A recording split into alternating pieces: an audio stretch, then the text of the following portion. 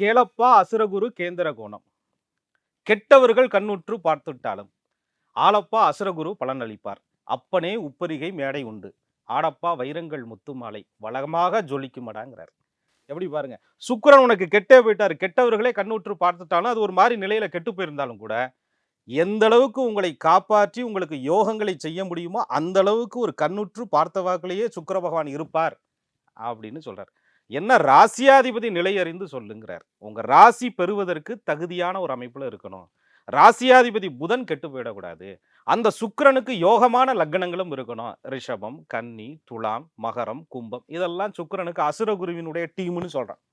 அவர்களுடைய லக்னமாக இருந்து இந்த ராசியும் ஒரு நல்ல அமைப்புல இருந்துட்டா அந்த தசை உங்க ஜாதகத்துல இருக்குங்கிறது தெரிஞ்சிருச்சுன்னா, அந்த புத்தி இருக்கிறதுங்கிறது தெரிஞ்சிருச்சுன்னா, அப்ப கன்னி ராசிக்காரர்களுக்கு ஒரு பெரிய சந்தேகம் என்ன வருது அப்படின்னா, எனக்கு சுக்கிர தசை எப்போ வருது அப்படின்னு பார்க்கும்போது, இவர்கள் உத்திரம், ஹஸ்தம், சித்திரை இந்த 3 நட்சத்திரங்கள்ல பிறக்கிறாங்க.